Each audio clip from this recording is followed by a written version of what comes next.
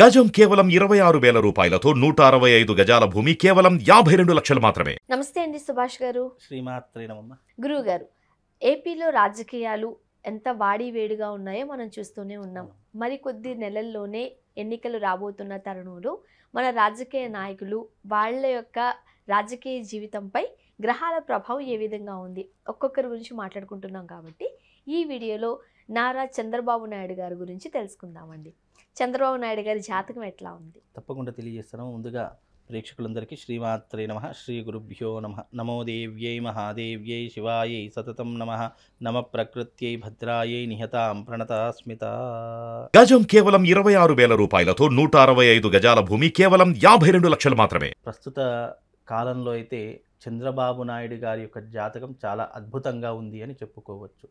కళలకు నాయకుడైనటువంటి చంద్రుడు, అలాగే మనకు రాష్ట్ర రాజకీయ భవిష్యత్తును శాసించేటటువంటి రవి, ఈ రెండూ కూడా అద్భుతమైనటువంటి ఉచ్చస్థానంలో కలిగినటువంటి జాతకము ఇప్పుడు చంద్రబాబు నాయుడు గారి యొక్క జాతకము. ఆయన జాతక ప్రకారంగా చూసుకుంటే గనక మేషరాశిలో ఉచ్చస్థానంలో రవి సంచరిస్తున్నాడు. అలాగే మాతృభావం అంటే చంద్రకారకుడైనటువంటి చంద్రుడు వృషభ రాశిలో ఉచ్చస్థానంలో సంచరిస్తూ ఉన్నాడు.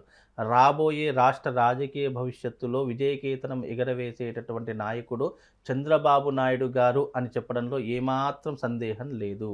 రాష్ట్ర రాజకీయ భవిష్యత్తులో అద్భుతమైనటువంటి చాకచక్యంతో ముందుకు దూసుకు వెళ్ళిపోయేటటువంటి నాయకుడు చంద్రబాబు గారు అని చెప్పేసి ఖరాఖండిగా చెప్పేటటువంటి అవకాశం జాతకం మనకు అందించింది. ఎందుకంటే జాతకం ఆయన పుట్టినటువంటి డేట్ ఆఫ్ బర్త్ ప్రకారం కనుక చూసుకున్నట్టయితే 20వ తారీఖు 4వ నెల 1950లో ఆయన జన్మించడం జరిగింది.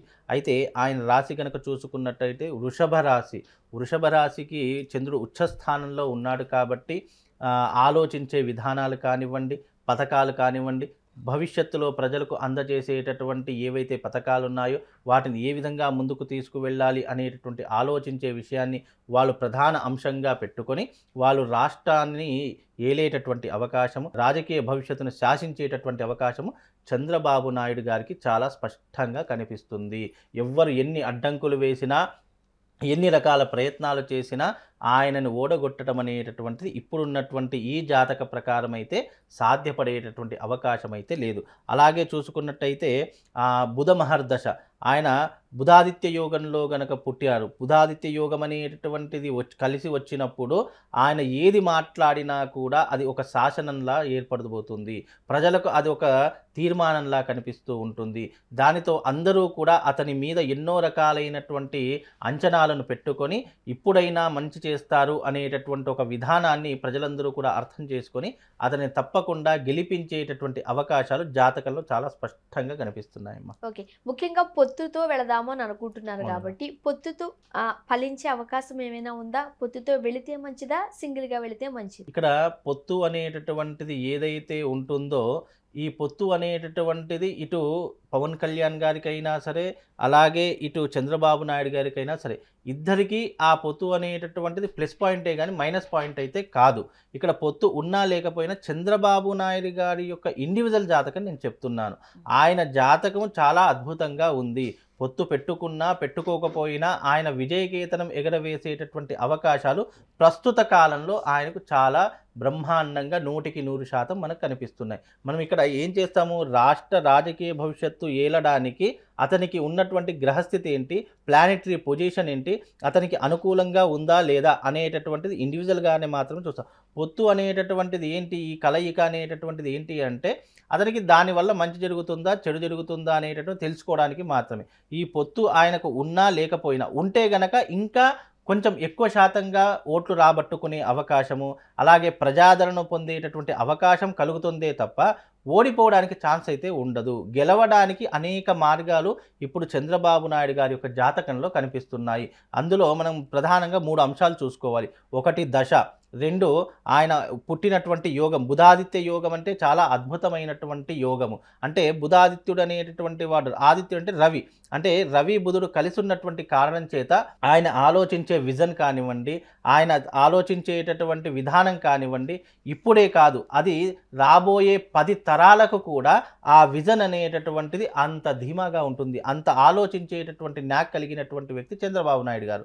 అలాగే చంద్రుడు కూడా ఉచ్చస్థానంలో వృషభ రాశిలో ఉండడం కారణం చేత ఆయన రాబోయేటటువంటి ఈ 2024 ఎన్నికలలో అద్భుతమైనటువంటి విజయాన్ని సాధించే అవకాశం కూడా చంద్రబాబు గారి యొక్క జాతకంలో కనిపించబోతుంది.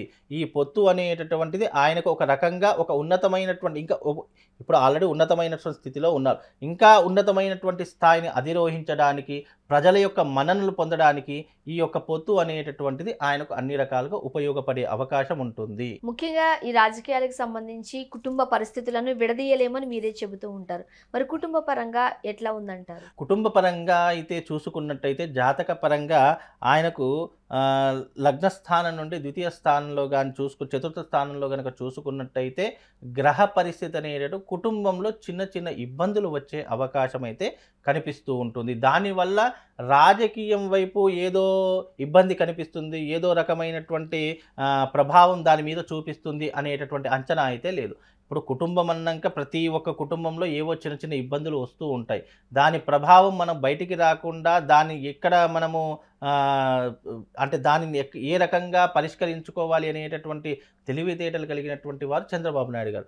ఆయనకు ఈ కుటుంబపరమైనటువంటి వ్యవహారాదులు కానీ, రాష్ట్ర రాజకీయ భవిష్యత్తు నుంచి వచ్చేటటువంటి వ్యవహారాలు కానీ దేనికి పొంతం లేకుండా ఎక్కడ ఏది ఉంచాలో అనేటటువంటి తెలిసినటువంటి వ్యక్తి చంద్రబాబు నాయుడు గారు. కాబట్టి ఈ ఏదైతే కుటుంబ సమస్యలు ఏవైతే ఉన్నాయో రాజకీయం వైపు ఎలాంటి పరిణామాలు చూపించవు అని చెప్పేసి జాతక పరంగా చెప్పవచ్చు. ముఖ్యంగా కేసుల బెడద చంద్రబాబు నాయుడు గారిని వేధిస్తూ ఉంది. అవునండి, రైట్. సో కేసుల నుంచి బయటపడే అవకాశాలు ఎంతవరకు ఉన్నాయంటారు? కేసు నుంచి బయటపడేటటువంటి అవకాశాలు 100% ఉన్నాయి.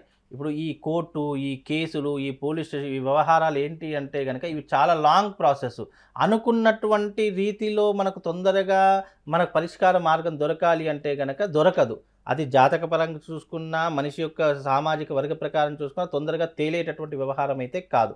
దానికి దీనికి ఏమాత్రం సంబంధం లేకుండా ప్రజలు ఆదరించేటటువంటి విధంగా ఇతని యొక్క జాతకం ప్రస్తుత పరిస్థితుల ప్రకారము అద్భుతంగా ఉంది అని చెప్పుకోవచ్చు.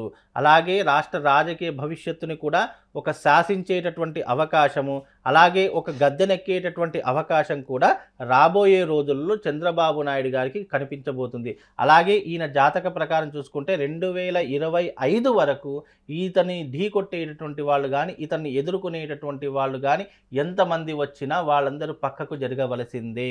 లేదు అనంటే ఆయనకు ఎదురెళ్ళారనుకోండి ఏమవుతుంది అంటే వాళ్ళే కుప్పకూలిపోతారు అనేటటువంటి అంచనా చాలా స్పష్టంగా కనిపించబోతుంది. ఎందుకు అనంటే గనక ఆయన ప్రస్తుతం ఉన్నటువంటి ఈ పరిస్థితుల్లో జాతక ప్రభావము ఆయన మీద పరిపూర్ణమైనటువంటి అంశాలు, ఆయన ఏది అనుకుంటే అది జరిగేటటువంటి అంచనాలు జాతక పరంగా చాలా బ్రహ్మాండంగా కనిపిస్తున్నాయి.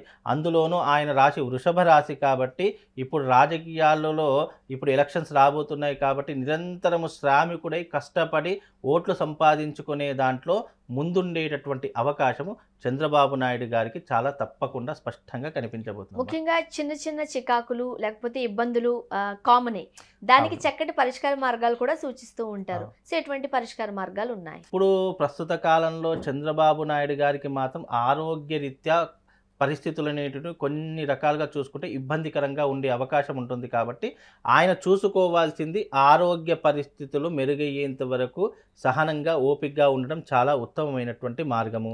అలాగే ప్రతి ఒక్క దానికి ఎగ్జైటింగ్ అవ్వడం కానివ్వండి, అతిగా ఆలోచించడం కానీ చేయకూడదు.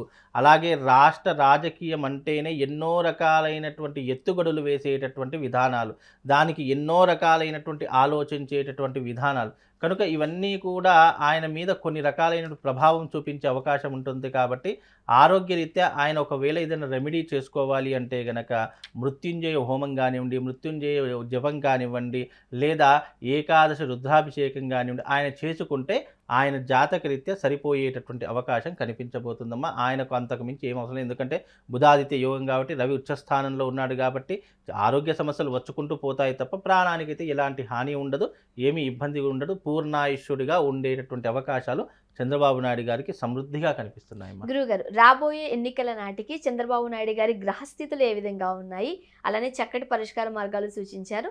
ధన్యవాదాలు. శ్రీమాత్రే.